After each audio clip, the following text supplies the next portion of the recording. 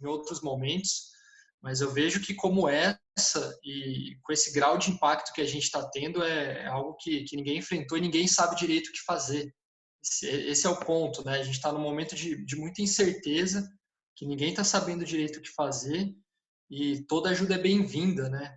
Por isso que eu me envolvi aqui nesse projeto também, por se tratar de um problema super complexo. Eu vou falar um pouquinho mais para frente que tipo de problema é esse, né? Tipo de problema complexo, mas é um problema que o design adora. E eu trabalho com design thinking, business design, vou contar para vocês o que é. Então, por isso que eu estou aqui. Recebi esse super convite aí do Jonas e do Fabiano. Quero muito fazer minha parte para ajudar o país a passar por esse momento e que precisa da coragem de muita gente. E posso contribuir com a minha formação, com aquilo que eu já aprendi no meu trabalho atual. E com certeza a gente vai fazer isso juntos, que é isso que o design acredita, que a gente, em colaboração, a gente consegue resolver esse tipo de problema ou pelo menos amenizar os seus impactos. Então, deixa eu contar um pouquinho de mim aí, né? Quem sou eu, então, né?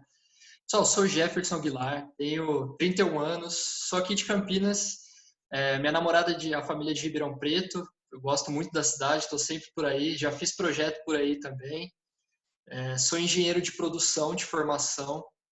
Eu fiz toda a minha formação em escola pública, desde o meu primeiro ano até a minha faculdade. Eu tive a oportunidade de passar por escolas públicas muito boas e de fazer uma universidade pública também.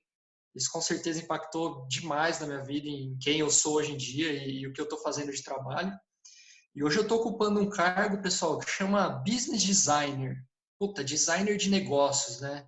O que é esse trem aí, né? O que é esse negócio esquisito aí?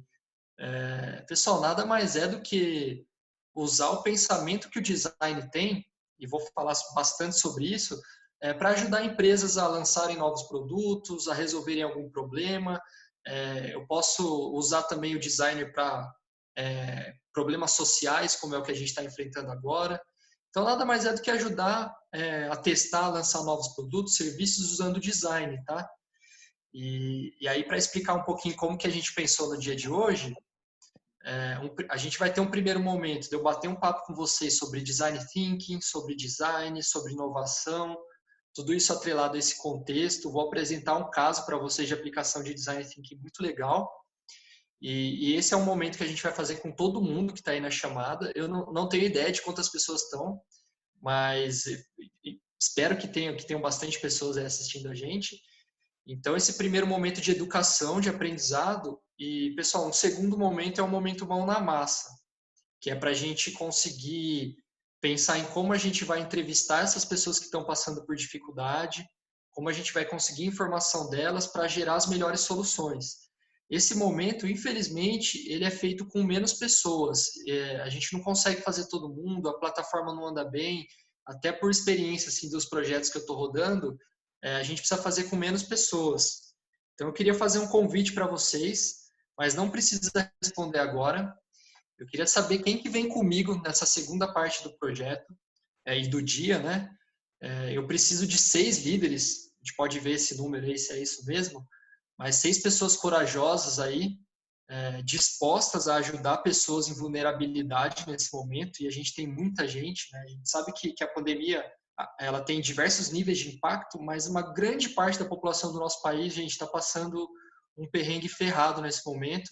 Eu quero saber quem que tem coragem de liderar essa iniciativa junto comigo, junto com o Fabiano, e a gente amenizar um pouquinho dos efeitos negativos da pandemia. Não precisa responder agora, eu quero que vocês assistam o que eu vou falar sobre design thinking, e sobre a minha visão desse momento que a gente está passando. E aí vocês pensem se vocês querem liderar. Vai ser um trabalho bonito de fazer e com impacto gigante. Então não precisa responder agora. Ao final dessa apresentação, vocês podem se posicionar e podem falar.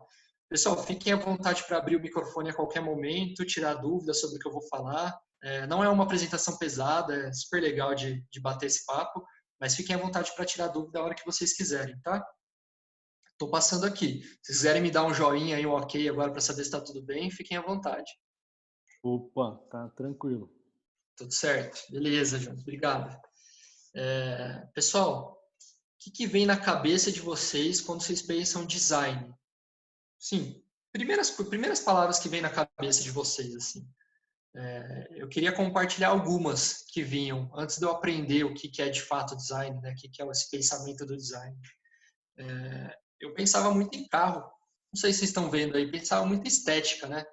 Puta, design muito relacionado à estética. A gente costuma falar, o design desse carro é legal, puta, o design desse óculos é bacana, o design dessa moto é foda. A gente olha muito design como, desculpa o palavrão, como estética, né? Então, a gente vê o design muito como design gráfico, né? A gente olha para site, entra em site, aplicativo, puta, o design desse aplicativo é legal, ou o design é ruim. Então a gente associa muito a parte gráfica, né? A parte de imagens. E tá certo, uma parte do design é para isso mesmo, né? E aí a gente lembra de arquitetura também, né? De prédios, pontes e obras de arte. Isso me lembra design também. E acredito que quando a gente fala de design, isso vem à cabeça de vocês também. Outra imagem aqui, design de imóveis, né? Design de interiores. Puta, quem não ouviu falar de um curso aí perdido de design de interiores, né? Nada mais é do que projetar aí os móveis de uma casa, decoração, fazer uma harmonização. Gente, tudo isso é design, tá? Tudo isso é design, não está errado, mas eu queria passar um conceito diferente para vocês do que é design. Pessoal, o design para a gente, ele não tem muita caixinha específica. Quando eu falo de design e solucionar um problema através de design, ele não vai ter só a parte gráfica. A parte gráfica é uma parte do design. Existe design de serviços, né? Como projetar um bom serviço, como projetar um serviço legal quando você vai num banco ou quando você vai no mercado. Essa é uma outra caixinha de design, design de serviços. Mas quando a gente vai olhar um problema, a gente não costuma separar por caixinha. A gente fala que o design é uma disciplina transversal. Então, quando eu for olhar um problema, eu vou olhar tudo, sabe? Eu vou olhar a parte de imagem, a parte gráfica, a parte de pessoas, de experiência, a parte de fluxo. Então, a primeira mensagem que eu queria passar para vocês é que o design ele é muito mais do que uma caixinha só. Ele é uma forma de projetar coisas para alguém, mas sem uma disciplina específica. Eu sou engenheiro, por exemplo, mas existem designers que são de marketing, tem historiadores, antropólogos, sociólogos. Eu acho que a profissão de designer é uma profissão que ela agrega qualquer tipo de formação. Então, não tenham medo de escolher a carreira de vocês e de querer trabalhar com design depois que dá super certo. E a gente usa o design, pessoal, para solucionar problemas complexos. E com certeza esse da pandemia que a gente está passando é um problema super complexo. Ele tem muitas variáveis, ele atinge as pessoas de diversas maneiras. Para quem é dono de empresa, ele atinge de uma maneira. A pessoa não sabe se aquele negócio vai prosperar, se ela vai ter cliente daqui a um tempo, se ela vai conseguir comprar matéria-prima. Puta, para quem está pensando no que vai comer amanhã, no que vai comer na próxima semana, ele atinge de uma outra maneira. Então tem muita variável aí envolvida, né? Eu tenho que equilibrar as questões econômicas com as questões de saúde e as questões psicológicas da população. Eu não tenho uma solução clara, não tenho uma vacina, ninguém tem um super remédio ainda, ninguém descobriu isso, como amenizar os efeitos. A gente tem déficit de respiradores mecânicos. Pô, isso aí tudo vocês estão acompanhando o dia inteiro. Eu estou até chovendo no molhado aí. Mas alguém tem dúvida de que isso que a gente está passando não é um problema complexo, um desafio super complexo? Gente, e aí o design, ele bebe disso aí. Ele adora resolver problema complexo. Vocês têm que pensar nesse tipo de problema como um novelo de lã, uma bola de lã, toda amarrotada, toda cheia de nó. Isso é um problema complexo. E aí, o que o design vai fazendo? O design vai pegando ponta por ponta. Ele vai, puxa uma pontinha daqui, explora esse caminho, aí viu que está piorando? Não, aprendemos alguma coisa? Vamos puxar uma outra ponta desse novelo? E aí vai tentando explorar diversas partes de um problema até chegar numa solução que não necessariamente ela é única. A gente resolve problemas com design de várias maneiras. Então não tem certo e errado, pessoal. No design é super válido errar, porque errar significa aprender, e aprender significa mudar de caminho, e a gente quer mudar rápido, sem gastar muita coisa, sem envolver muita gente. Esse é o pulo do gato de se trabalhar com design. A gente está muito aberto a errar, a testar e a mudar de caminho rápido. Então, eu estou gastando pouco dinheiro, envolvendo pouca gente e descobrindo o melhor caminho com rapidez. Então, tenham isso na cabeça. Esse é o segundo ponto, né?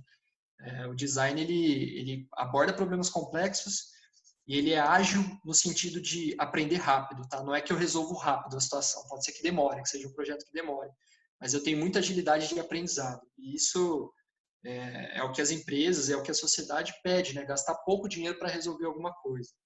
É um pouco nessa linha, tá, pessoal? E aí, saindo... Desculpa, alguém falou alguma coisa? Não, só estou confirmando aqui, Jeff. Legal, valeu, Jonas. E saindo um pouco do design e indo para o design thinking, né? Só uma perguntinha. Alguém já ouviu falar de design thinking? Pode mandar um sim aí, abrir o microfone. Eu já. Ou não. Que aí eu sei mais ou menos se eu começo do super começo ou se eu vou um pouquinho mais para frente. Mas tá tranquilo, pessoal. Eu já. Design... legal. Eu Quem não. falou? Eu não. Sim, sim. Eu também não. Que bom ouvir a voz de vocês, pessoal. Parece que eu estou sozinho aqui falando com o computador. Não. Legal. Não, legal. Vi que tem algumas pessoas que já ouviram falar, algumas que não. Não tem problema, né? O design thinking, traduzindo do inglês, literalmente, é o pensamento do design. É como o design aborda uma situação, um problema, para resolvê-lo. Que tipo de etapas ele passa, que ferramentas ele usa. E isso não é de posse de um design. Você não tem que fazer uma faculdade inteira para aprender esse pensamento. Na verdade, ele é muito simples. Vocês vão conseguir entender eu contando uma história aqui para vocês de um caso e falando das etapas. E aí o aprendizado ele vem com a prática, né? Quanto mais projeto você fazer disso, quanto mais temas diferentes você aplicar, melhor você fica. E eu arrisco a dizer que dá para aplicar o pensamento de design para qualquer coisa. E eu quero para qualquer tipo de problema. Eu quero que vocês me falem isso depois no final da apresentação, se vocês concordam comigo. Beleza? Então eu vou falar um pouquinho agora de pensamento do design. Como que o design resolve um problema e projeta alguma coisa. E só voltando assim, definição de design, pessoal. Design é projetar algo para alguém. É isso, simplesmente é isso. E aí eu vou contar como é que eles pensam para fazer isso, como é que eu aprendi, como eu vejo que pode funcionar isso. Pessoal, são 5 etapas. Eu não posso nem falar de etapa, porque eu posso ir e voltar, sair de uma etapa lá do final e voltar para o começo, então não é sequencial, tá? A gente faz uma parte sequencial, mas ela não obrigatoriamente são etapas. Então, as 5 são: uma primeira fase de empatia, é uma fase onde a gente vai entender com profundidade o universo de quem a gente está tentando resolver esse problema, tá? É uma fase de profundo entendimento, a gente vai para campo, entrevista as pessoas, descobre mais sobre o usuário. O design thinking é um processo bastante de imaginação, a gente imagina muitas coisas sobre esse usuário nessa fase, para depois ir descobrir. Então, é uma fase que a gente chama, pessoal, de fase divergente. Por que ela é divergente? Aí eu consigo juntar uma porrada de informação. Cara, eu escuto muita história, eu vou atrás de gente, eu escuto as pessoas falarem, eu anoto muita coisa, tem um volume enorme de informação, eu estou divergindo nessa fase. Uma vez feita a divergência, eu vou para a fase de definição. Pessoal, passando pela empatia, eu descubro muitos problemas, muitos. Além daquele inicial que eu comecei meu trabalho, eu vou descobrir muita coisa. Só que durante um ciclo de design thinking, eu preciso focar em um problema específico. Então, essa fase de definição é para a gente escolher o problema mais relevante, aquele problema que vai gerar mais impacto se eu resolver, o problema mais inspirador, o problema que eu vou ter ideias mais inovadoras. Isso tudo depende do contexto para fazer essa definição, tá, pessoal? Mas, em resumo, eu preciso definir o problema mais relevante para o meu usuário. Então, é uma fase de convergência. Então, divergir, muita informação e empatia, preciso convergir e sair com um problema bem definido, bem bonitinho. E aí eu vou para uma fase de ideação, geração de soluções para esse problema que eu defini. Então eu volto a divergir muitas ideias mesmo. Nessa hora que quantidade é qualidade. E aí eu vou precisar de vocês para a gente gerar ideias de solução para os problemas que a gente vai descobrir ainda. Por isso que o Fabiano, o Jonas chamou a gente aqui, para a gente não chegar com uma solução pronta, para a gente fazer essa fase de empatia, conseguir definir problemas relevantes para a gente chegar para a solução, certo? E aí, ao final dessa fase de ideação, que eu estou gerando muitas soluções, eu preciso convergir de novo. Eu não consigo implementar tudo, correto? Eu preciso testar algumas coisas. Então, eu escolho uma ou duas soluções, depende do contexto, para prototipar. E aí, quando eu falo protótipo, pessoal, também tirem da cabeça que é um negócio tecnológico, tem que ser um aplicativo pronto, se for um espaço, ele já tem que estar todo mobiliado. Não, ele tem que ser barato, sujo e rápido de fazer. Quando a gente fala sujo e barato, o protótipo dá vergonha, tá, pessoal? Quando a gente monta um protótipo, a gente tem vergonha de testar. Você fica apreensivo a hora que você vai colocar na mão do usuário, daquela pessoa que a gente definiu lá na empatia. Mas é para ser assim mesmo, é para a gente gastar pouco dinheiro, gastar pouco recurso, para que o usuário já dê um feedback rápido para a gente, né? Dê uma resposta rápida. E é uma prova de conceito, pessoal. Então, para eu provar se um conceito é legal ou não, ele não precisa estar super pronto. É fácil de provar se um conceito é legal ou não. Então, essa fase de protótipo é para isso, para construir uma primeira versão daquele produto, daquele serviço, de forma rápida, suja, barata e que dê vergonha de testar. Porque sempre dá uma vergonha na hora que a gente vai testar. E a última fase é a fase de teste em si. Então, eu volto com aquelas pessoas que eu conversei lá no começo, coloco esse protótipo na mão da pessoa, peço para ela testar, coleta um feedback, observo o teste dela, não explico muita coisa, ela que tem que interagir certinho para ela retornar para a gente. E aí, dependendo da resposta da pessoa, ou a gente avança e a gente confirma que aquilo é uma boa solução, e aí a gente vai construir com mais fidelidade, que a gente chama, né? Se for um aplicativo, a gente vai para uma versão 2, sai de uma versão beta. Se for um outro produto, a gente começa a mexer com estética, com usabilidade. Ou a gente volta, pessoal. Se de repente foi um feedback super negativo desse protótipo, a gente pode voltar para as outras fases. Pô, será que a gente definiu um problema que não existe, né? É um problema que não é relevante para o nosso usuário? Ou será que das soluções que a gente gerou, a gente escolheu a errada? Ou será que a nossa empatia foi um pouco torta ali, foi um pouco nas coxas? Então a gente volta para verificar em que ponto que a gente pode melhorar. Beleza? Então são 5 fases: empatia, definição, ideação, protótipo e teste. Nesse contexto que a gente está, pessoal, fase de protótipo e teste, a gente não vai ter tempo de fazer isso, tá? A gente vai pouco prototipar na vida real. Mas até a fase de ideação a gente vai seguir certinho, a gente vai gerar soluções e vai usar o método, tá? Vou tomar uma aguinha aqui. Deixa eu ir controlando um pouco o tempo aqui com vocês, para a gente ter tempo de botar a mão na massa no final. Pessoal, falando um pouquinho de inovação, então. Quando você está trabalhando com inovação, gente, a gente tem que tentar equilibrar 3 partes. Essa nossa ideia, né, esse novo produto, ele tem que ter viabilidade do negócio, então financeiramente esse negócio tem que conseguir financiar esse produto, ele tem que ter tecnologia para que seja possível realizar, né? Não adianta a gente imaginar uma coisa que não existe uma tecnologia que responda, né, que faça isso possível, e essa solução ela tem que ser desejada pelas pessoas. O que acontece normalmente quando a gente vai inovar? A gente ou vai direto para o negócio, se é viável, se tem dinheiro para fazer, se cabe dentro da nossa empresa ou da nossa organização, ou a gente vai para a tecnologia, né? Quem já não se pegou pensando, eu vou fazer um aplicativo. Mas, pô, esse aplicativo ele é tecnologia, né? Ele é só um vetor, ele é um meio de você oferecer alguma coisa. Então, a gente vai primeiro nessas 2 partes para depois pensar no que as pessoas querem. Será que as pessoas realmente desejam aquilo que a gente está pensando?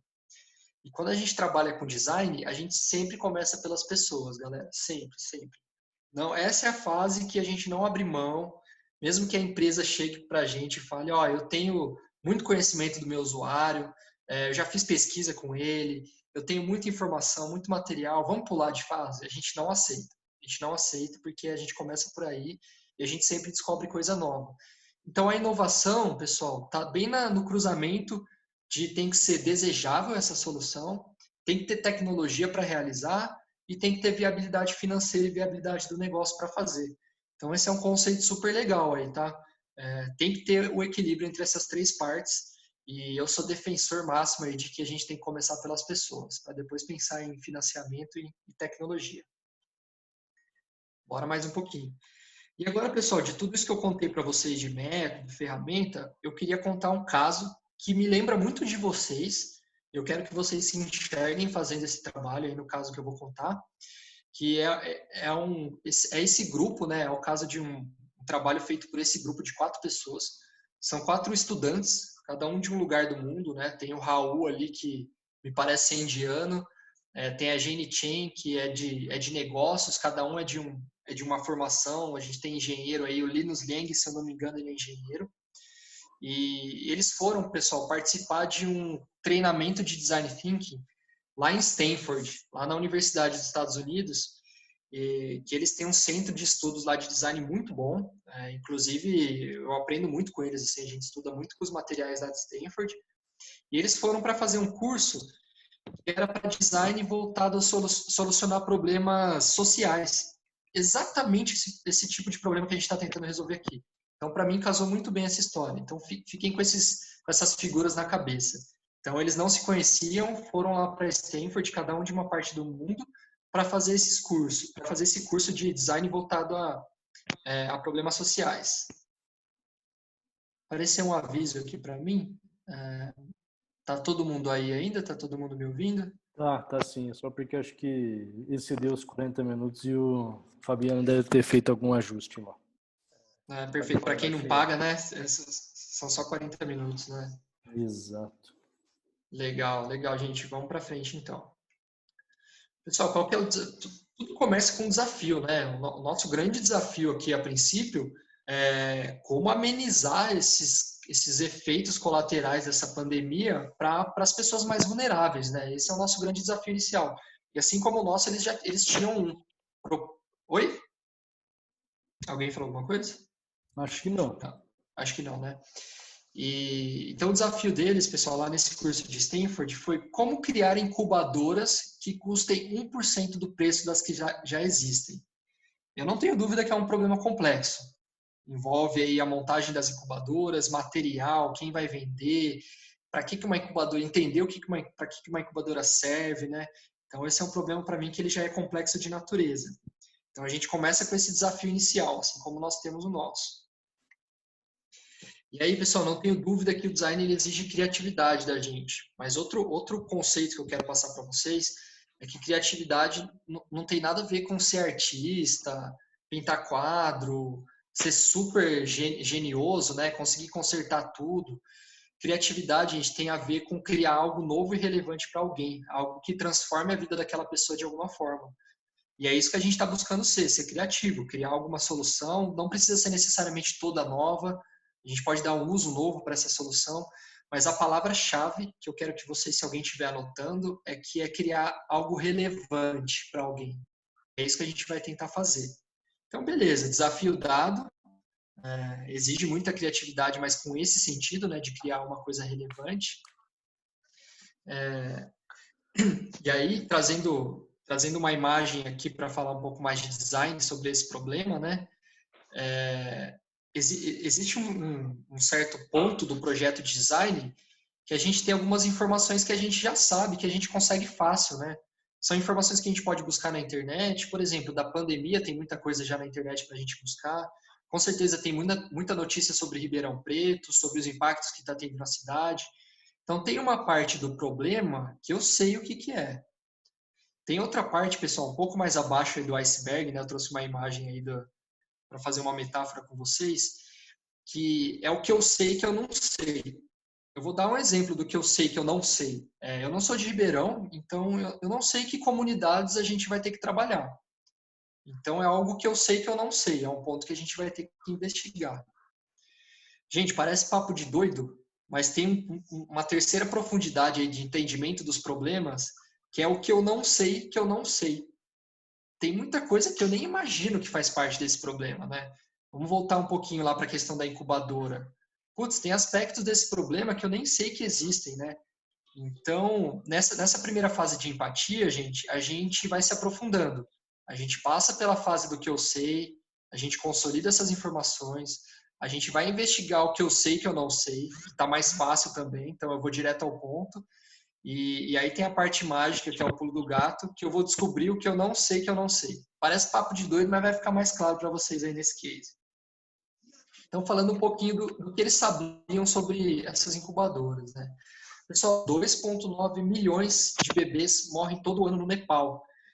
Não falei essa informação lá atrás, mas esse desafio foi proposto por uma ONG do Nepal. Então, por isso que os dados são voltados para lá, tá? Então, lá 2,9 milhões de bebês morrem todo ano no Nepal. Eu acho que esse dado é de 2018, se eu não me engano. Então, isso é uma informação que eu sei, é fácil de achar.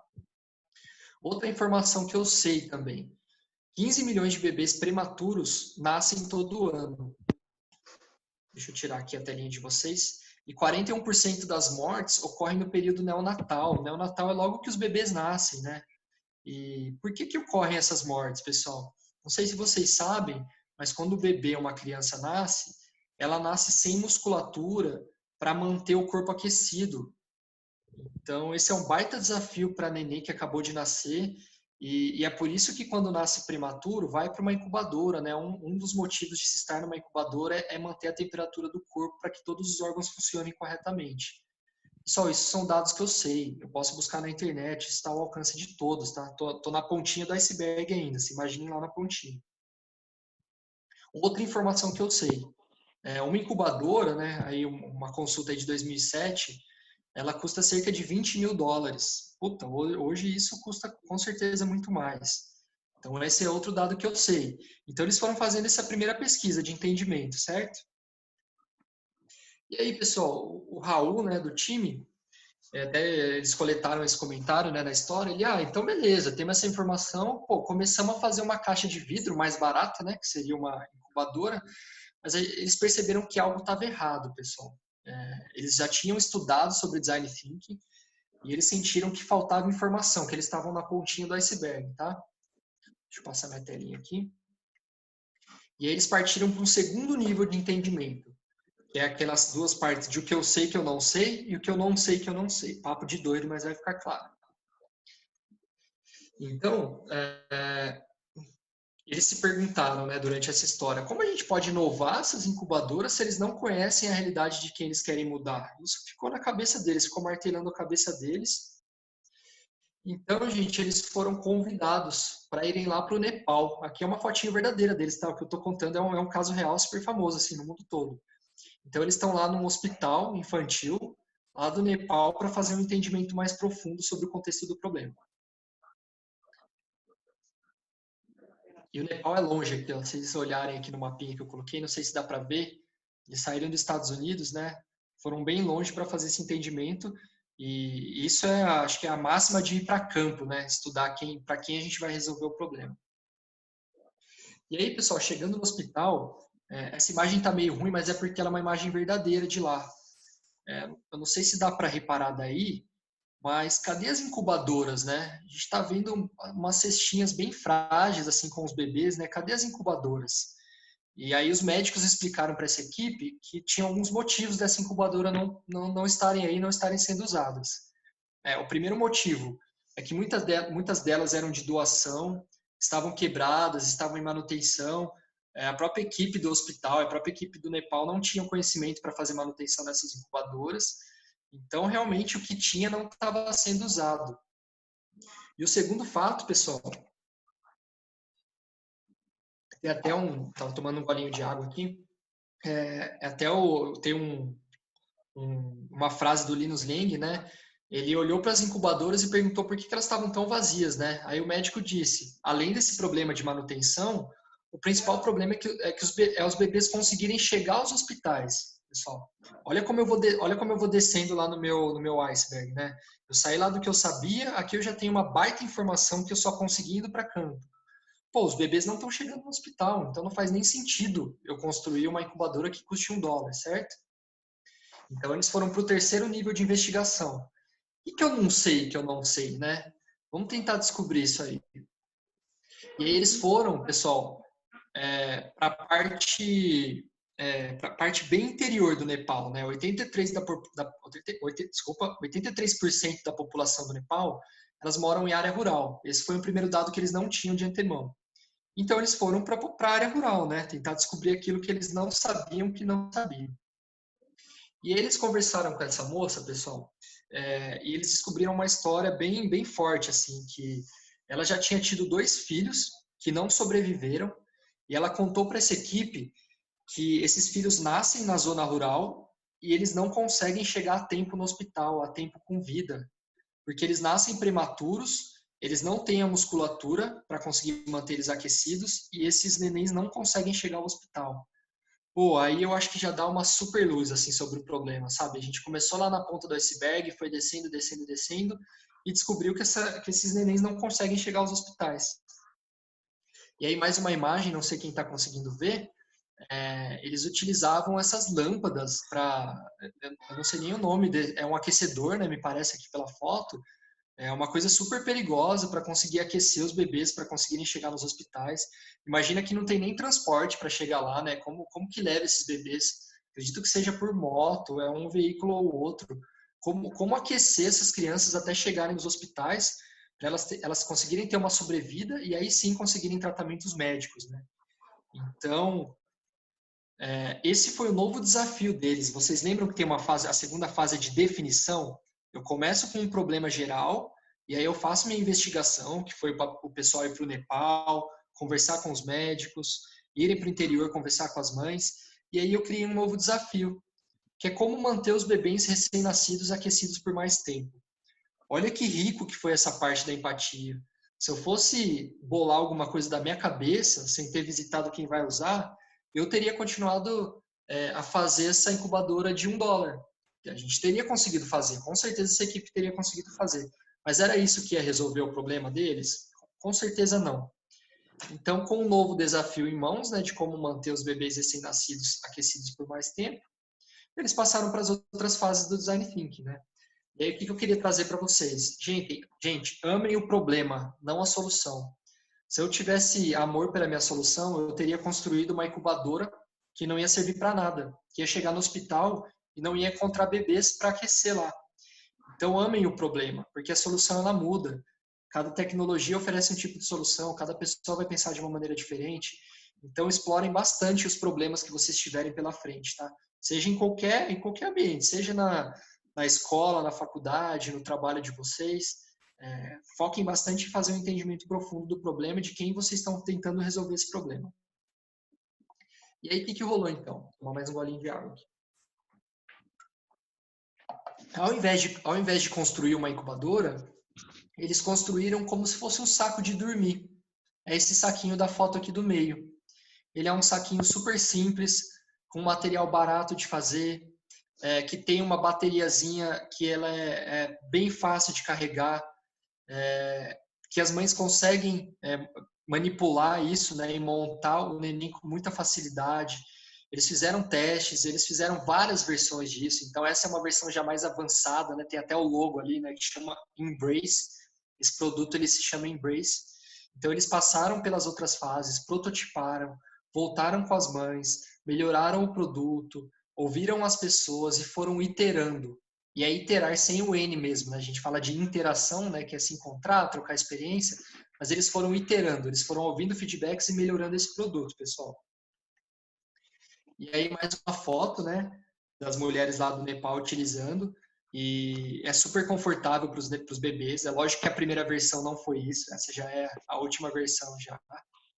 E trazendo um pouquinho de outras características aqui para vocês, né, a versão final do produto é um produto durável, portável, né, dá para transportar muito fácil. Ele é um produto higiênico, então você limpa e utiliza várias vezes. Ele é um produto seguro com relação ao aquecimento do bebê dentro desse saquinho de dormir. Ele é um produto muito efetivo. Mas eu tenho certeza que esse produto só foi possível ser concebido porque ele passou por um ciclo de design e de design thinking. Senão a gente já está lá na incubadora de $1, né? E aí mais uma fotinho para vocês. E com certeza isso gerou um impacto enorme. Deixa eu ver se eu trouxe alguns números aqui para vocês. Essa é a equipe, né, pessoal, que super orgulhoso, porque isso aí virou um case mundial. Isso é contado em aulas de design thinking em vários lugares do mundo e do Brasil, com certeza. Já tinha ouvido esse case em outros lugares, né? Mas que eu não coloquei aqui os números aqui do impacto desse produto, mas que eu me lembre foram pelo menos 300 mil exemplares desse Embrace, né, desse saquinho de dormir, distribuídos para várias áreas do mundo. Então, imagine que esse trabalhinho começou num curso de design, numa escola lá da Universidade de Stanford, e olha o impacto que isso causou no mundo todo. E nada impede, pessoal, da gente pensar em soluções que impactem mais comunidades, que isso mais para frente saia de Ribeirão, que isso inspire outras pessoas a fazer. Então, tenham em mente o pensar grande, que mesmo que a gente não alcance esse grande, se a gente ficar no meio do caminho, ficar no começo do caminho, a gente já vai entregar muita coisa. Então, essa é a mensagem que eu queria passar com esse case para vocês. Criatividade é diferente de arte, totalmente diferente. Ninguém precisa ser super criativo, já ter resolvido um monte de problema. Criatividade, mais uma vez, é criar algo relevante para alguém, algo novo e relevante para alguém. E eu digo mais, não precisa nem ser novo. Se você der um novo uso para uma coisa que já existe, ou combinar coisas que já existam para gerar uma inovação, gerar relevância para alguém, isso já é mágico, isso já é inovação. Vocês estão fazendo inovação na veia. Aqui o número, pessoal, eu tinha esquecido, ó, coloquei o slide aqui. Mais de 300 mil bebês em 22 países. Se fosse eu que tivesse feito esse projeto, com uma equipe, eu ia estar muito orgulhoso. E eu tenho certeza que a gente pode fazer coisas muito belas como essa também. E que com a ferramenta do design, para quem curtir e quiser trocar uma ideia depois comigo, tenho certeza que vocês podem resolver diversos outros problemas também. Então, criatividade, galera, tem a ver, de novo, com criar algo novo e relevante para alguém. E aí eu queria trazer alguns pilares que não sei se ficou claro aí durante a explicação da história. Pessoal, o design é centrado no ser humano. Espero que tenha ficado claro de verdade. A gente não fala isso da boca para fora, a gente vai conversar com as pessoas. Nesse momento que a gente está fazendo, nesse momento de quarentena, a gente está fazendo videochamada, ligando para as pessoas, mandando WhatsApp, a gente continua centrado no ser humano.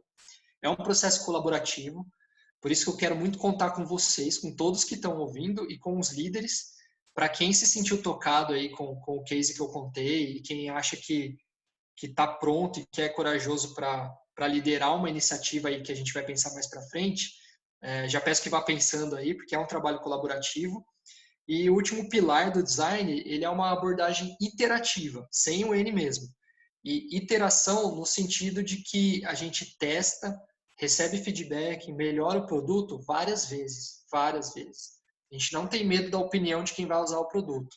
E quanto mais rápido a gente colocar na mão dessas pessoas, para elas entenderem qual é o propósito, poderem dar o feedback delas, falarem para a gente o que solucionou, o que não solucionou, para a gente é melhor no design, por isso ele é iterativo. Ele ocorre em vários ciclos. É claro que nessa situação, galera, o ideal era que a gente prototipasse soluções, mas a gente está num contexto tão emergencial e a gente vai pensar na solução, desenvolver esse projeto, colocar na mão das pessoas e fazer os ajustes enquanto a coisa ocorre, né? Que é meio que trocar o pneu com o carro andando, mas isso é muito do contexto, tá? Emergencial. Não é o ideal, mas é o que a gente vai fazer e é o que a gente está disposto a fazer. E aí queria fazer um convite para vocês, bora fazer juntos.